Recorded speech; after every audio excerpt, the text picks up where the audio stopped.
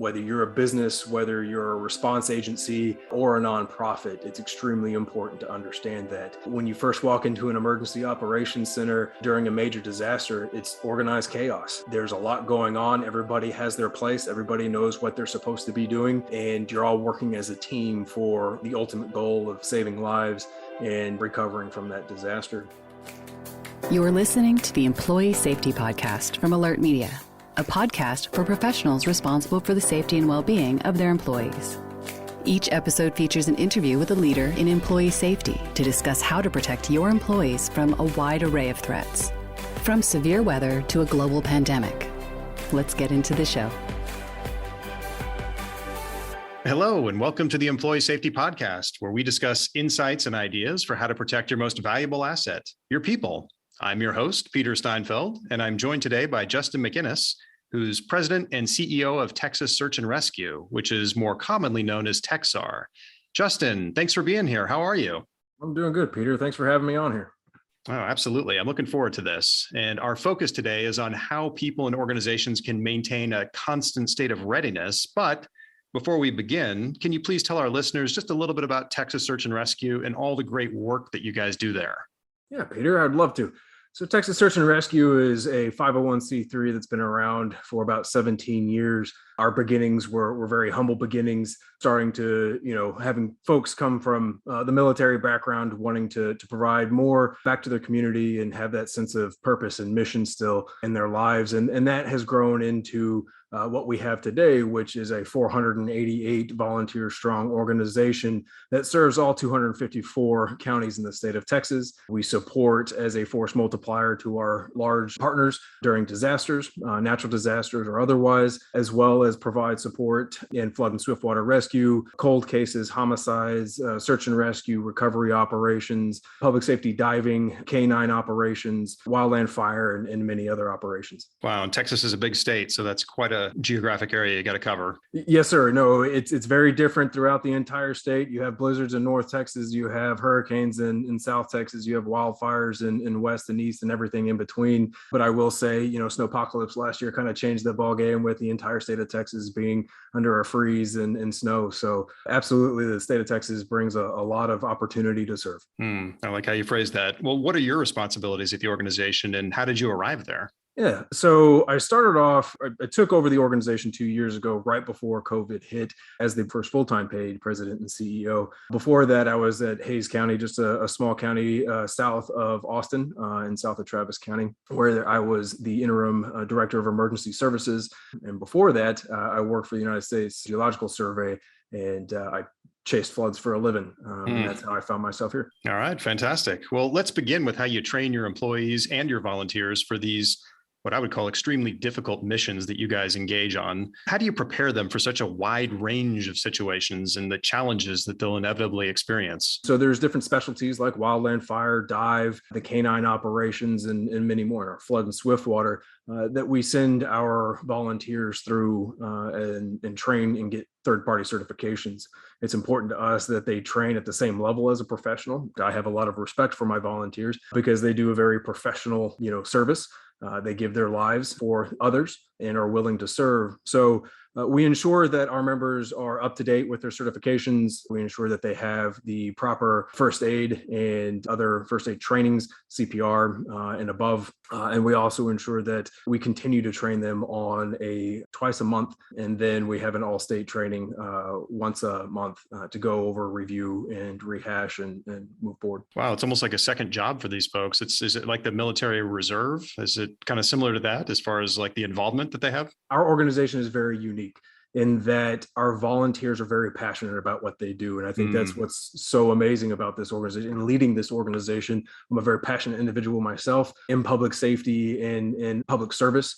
And our volunteers spend their own money, their own time to deploy for sometimes weeks at a time. They have, jobs and families, and they give it all up. Our motto is service above self, Texans helping Texans. And we give it all up so that we can help those that we do not know. And that's something that, I'm very proud of my organization and my volunteers to do. They're continually training, they're continually certifying, continually hone their skills and willing to step up to the plate in the middle of the night. We run 3 365, 24/7. And so, they're all there. Yeah, all in. Well, that's fantastic. Many of our listeners have employees in what we would call lone worker situations, or who just experience difficult safety challenges on their jobs. I know they're going to benefit from hearing from you what works on this, but with that in mind, what safety challenges do your people face when they're on site, and how do you protect them? Great question. So, oftentimes we're in austere environments and, no cell coverage, especially during the disasters, major natural disasters. Texas, again, is a very large state. There are a lot of areas where we don't have cell service, but we have GPS. It's important that even as a growing organization, there's always room for improvement, adding to the systems and listening to your volunteers or your members or your employees to ensure they have the equipment that they need. So what we end up doing is ensuring our members have the first aid CPR as a baseline. We often have medics that are out in the field, wilderness first aid, wilderness first responder, paramedics, EMTs, doctors, and everything in between to ensure that we can cover down on anything major where there are no hospitals available. A lot of our members are also trained in helo operations and landing zone, which is very important, especially if we have to do a medic evac. But they also know basic survival skills and tying knots and maintaining and self-sufficiency, water, food. Each one of our members has a 24-hour pack. Sometimes we go up to a 72-hour pack, which is rare on occasion, but the intent is that they have everything that they need to survive for 24 hours on their own. So again, fire, rope, emergency blanket, and everything in between to ensure that they can survive. But we're also very adamant that constant communication as much as we can. So every time we go out on a much larger deployment, we deploy our communications equipment to allow for radio comms between field members and command. And we try to integrate into other agencies' radio infrastructure as much as possible. Again, there are always challenges with that. And we try to remain Semper Gumby to it. Yeah. So it sounds like from what you said, the biggest things are training, equipment, backup, and communication. Absolutely. And listening to those that are in the field and what their needs actually are. It's always important. Although, I'm up here at the president CEO, it still is important that you listen to your ground pounders, the boots on the ground, because they're the ones upholding the mission and upholding your vision and the vision of the organization. And it's extremely important that you listen to them. Yeah. Back and forth communication is so important. 100%. Well, some of the situations that your team ends up dealing with are, really just tragic. So how do you support the mental well-being of your people after a difficult search and rescue mission? Mental health is a very important thing in the response community. Mental health in general is an important thing. And I think we're kind of breaking down those walls of what people used to think mental health was or is. And it's really important for me to have my members up and running on all pistons at all times, realizing that, our members also come from all different walks of life. We've got lawyers, we've got mechanics, we've got, accountants, doctors, engineers, construction workers, and everything in between. And so while their day-to-day jobs is not completely applicable to what to do in the field, we found and noticed that if you pull them out of the field or out of their office staring at an Excel sheet, throw them into an austere environment, come across some of the more darker times for somebody's life, that really impacts an individual. And so oftentimes we debrief at the actual mission with the team that was involved with the recovery and talk things through, make sure everybody's okay. But as of late last year, we implemented a new program for our volunteers where TEXSAR will pay for their mental health visits with a professional who specializes in first responder and military health. And so TEXSAR will anonymously, this is none of our business. If you need it, just take advantage of it. Texas Search and Rescue will pay for it. And we hope that you get the service that you need. So that you can continue to perform, because that's the last thing I want for our members is to hurt internally, see something that they can't get rid of, destroy themselves from the inside, hurt their families, or go down a path they cannot come back. So I want to make sure it's extremely important to me and that they know that we're here to support them. No, that's great. And it's got to be tough too, because the personalities that you attract tend to be I don't want to say the hero type, but it's really the hero type. It's like, I don't need help. I help other people. right? So they don't want to admit when something goes wrong. So that's got to be tough to overcome to a certain extent. Yeah, oftentimes it's hard to admit that you're having a hard time. Yeah. And we have a great support crew internally that we can all talk with each other and say the things that we need to say, get the things that we need off of our chest. And also, we're paying attention to one another. We are a family, although we're 488 members. I still want us to think that we're a family and act as a family, because it's those times that we notice that there's something maybe off. It's important that we get ahead of it and start talking and be preventative and mitigate any potential for going down the wrong path or having complications. And again, it's all about communication and being open and being friendly to one another and truly listening. I think that's another key point, is that we're constantly listening to our members. We're constantly listening to those that we serve and gleaning new information and trying to help out where we can. That's great. Well, do you have a real world scenario that you can tell us about that had a really positive outcome due to all the preparation and the preparedness initiatives and readiness trainings that you guys do? Yeah, I think a good inflection point for Texas Search and Rescue was Hurricane Harvey. That was a disaster of epic proportions, to be quite honest. And we deployed for just about 2 weeks down there and helped many, many hundreds of people and pets evacuating and rescues. And it showed just how well we can work as a team. Although we didn't have all the greatest and latest tools, we didn't have all the money in the world to throw at this disaster, we still came to. And again, it goes back to the passion of my volunteers and the willingness to step up to the plate and be ingenuitive and create an environment of purpose. And so we were able, all the training that we put down, the continual training, the certifications, and the willingness to serve really proved its point.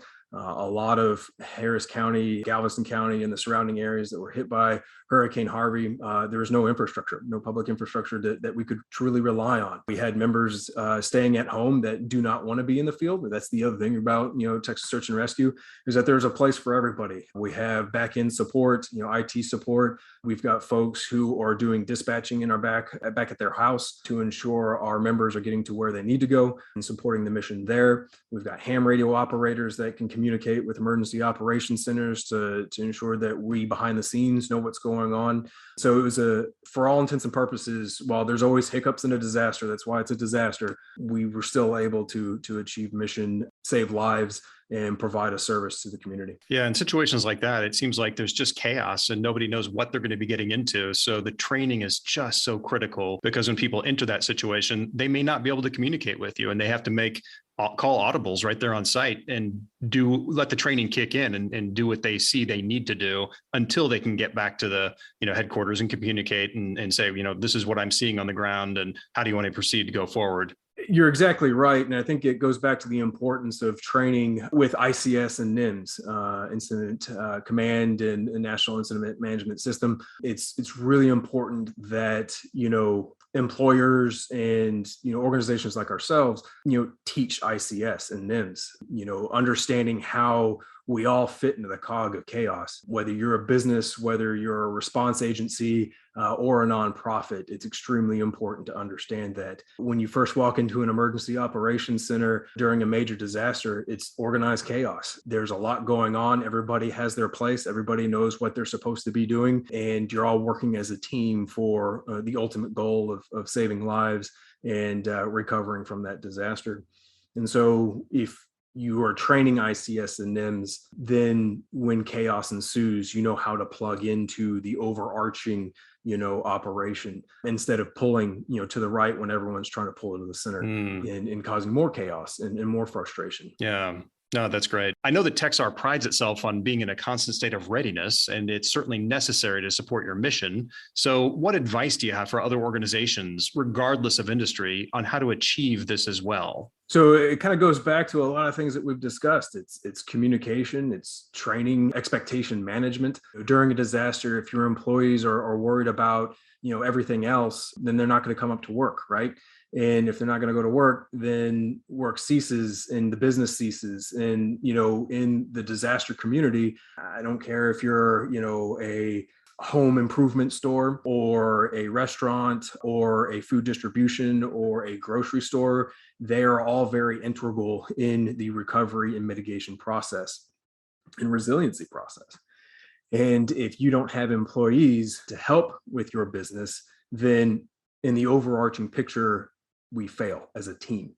And it's extremely important that you provide information to your employees of how to better prepare themselves for, a disaster, whether, snow, tornado, flood, fire, or anything in between. Have proper communication channels so that your employees have a place to go to, learn the appropriate information, as well as report, their status.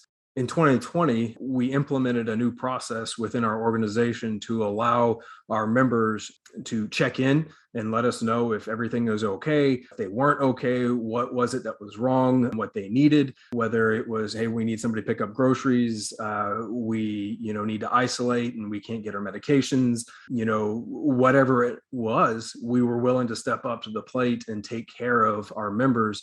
And using that portal was, we found to be extremely important because, again, everybody felt isolated last year, right? And so having that sense of camaraderie and that feeling of like, hey, we're watching out for you. If you need something, put it on the portal. We know where you are. We're going to help you out and take care of you, bring your groceries, bring your medications, and cover down. But I think it goes back to, again, training in the right field, cross-training as well. So everybody knows what one another is doing, and providing resources like preparedness fairs, educational tools, and other mechanisms that allow families to be more resilient. So when a disaster does hit, you can count on your family being okay. Again, during a major disaster, if you're up at the Emergency Operations Center, or if you're at work and you're constantly thinking about how is my family doing, which is natural and 100% okay. There's less stress if your family is prepared and, the business has been a part of that preparation process, so that when the employee is there focusing on work, you've taken care of both sides. Now, a lot of the people that volunteer for your organization are really passionate about what they do, and they're willing to go and take trainings for an entire weekend on a single topic. But the average employee in the average company, they're tired at the end of the day. They just want to go home. A big thing that you mentioned is people should spend a little time training and being ready for disasters. How do you encourage or entice people to become more part of the process and not just say, look, I'm tired, I just want to go home, I don't need to plan for a disaster that may never happen? Yeah, I think it's important that we educate our employees and those that we're around the applicability of it all, and that, stop the bleed training, while that's a mass casualty training, and you think of, stop the bleed training is only for first responders and those who are going to be downrange doing something and are dealing with, gunshot victims and whatnot. That's not necessarily true. It's important that, with, say, stop the bleed training, that folks can use that day in and day out. It's not for disaster specifically. Every day we get in our car and we drive on a highway, you may come across an accident. And if you've had stop the bleed and are certified in stop the bleed, you could potentially save a life. And that's important that, some of these trainings that are provided are completely applicable to everyday life. And I think it's important for us as employers and those that do provide training to associate the applicability of what you're learning and how you can use that in day to day. Also making the training smaller in time to keep your crowd engaged is extremely important, and not speaking above your audience. I know I've been to many medical trainings where I don't know what half the stuff is because I'm not a trauma surgeon. You lose your audience there. It's extremely important that you speak to your audience and, again, associate to day-to-day life, understanding the bigger picture. And I think once you start with the bigger picture of how this is applicable to day-to-day, then you can get a little bit more myopic in the training and explain and talk things through. Yeah, no, that's great. Great advice. What are some of the long-term benefits for businesses that can maintain this constant level of readiness? So the benefit of being prepared and having that constant state of readiness, it allows for continuity of operations to ensure your business can continue, and making sure that you can still serve your communities. As local businesses or much larger businesses, they all play a key part in the disaster continuum, which I think is also important that businesses understand, and the communities understand that businesses are so important to the recovery of communities. And so I think being prepared on, your end as a business helps the recovery, which helps the citizens get back to some level of normality after a disaster, and helps the communities recover. So again, it's integral in the entire response continuum, and it also helps your business stay strong during events. I think I've also heard you talk about peace of mind too. Yes, sir. It's a peace of mind. While we can write every plan every way to Sunday and make them super deep and think of, from everything from alien invasion to, Snowvid to everything in between, it's important that, knowing that you have a plan, exercising the plan occasionally to ensure that, what you have put into play, what you have written down will actually suffice. That's the other thing is making sure you're exercising your plans. And exercising what you say. If you do not, the last thing you want to do is have that black swan event, have that disaster occur, and think that everything is solid and ready to go, and everybody knows what they're supposed to be doing, and because you put it down in the plan and you forgot to share that plan, or you weren't exercising that plan. And I think that's where a lot of people find themselves.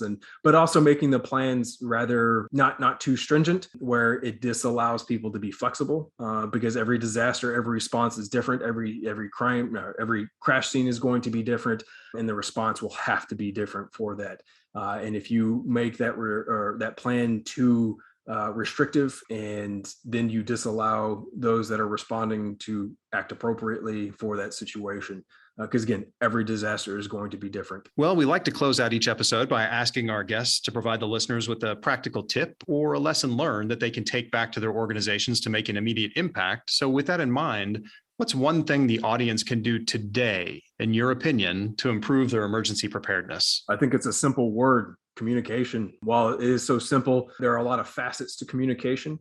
We can all be better at communication, whether communicating the severity of a situation, communicating the proper protocols to respond for a certain situation, communicating the best ways to manage and respond to a disaster or a situation, or communicating the right response, whether to the community or your employees, and where to find the latest and greatest of information, how to get to work, or how to lie low, or useful tips and tricks to be prepared. It's all about communication and ensuring that your staff, your leadership, and everybody else in between can properly communicate up and down the channel. Sage advice. Well, Justin, thank you so much for being on the show. We really appreciate your time, expertise, and advice. Thank you, Peter. I appreciate you having me on here, and everybody be safe. Absolutely. Well, if anyone listening has follow-up questions, wants to connect with you, or perhaps volunteer for TEXSAR, what's the best way for them to find you out there? They can visit our website at TEXSAR.org, and there you'll find all of our information of what we do as an organization, how to donate to our organization, and actually how to become a volunteer for our organization. And you can also follow us on Facebook and Instagram at TEXSAR, or follow us on Twitter at TEXSAR1. Excellent. Well, thanks again for taking the time to join us on the Employee Safety Podcast. And for the rest of you out there, remember, nothing ever goes 100% according to plan in an emergency, so communication is incredibly important. If you can't communicate, you can't recover. Until next time. Alert Media is changing the way your leaders and response teams connect and communicate effectively when seconds matter. We provide our customers with a comprehensive solution for monitoring threats around the world and deploying fast, effective emergency communication. You need a panic-proof solution for high-stakes moments. In just a few clicks, your team can send a multi-channel notification to an impacted group of people and confirm their safety immediately. When employee safety is at stake, don't just communicate. Connect and confirm with a robust emergency communications solution. Visit alertmedia.com for more information. You've been listening to the Employee Safety Podcast. To ensure that you never miss an episode, subscribe to the show in your favorite podcast player. If you're listening in Apple Podcasts, we'd love for you to give a quick rating of the show. Just tap the number of stars you think the podcast deserves. Thank you so much for listening. Until next time.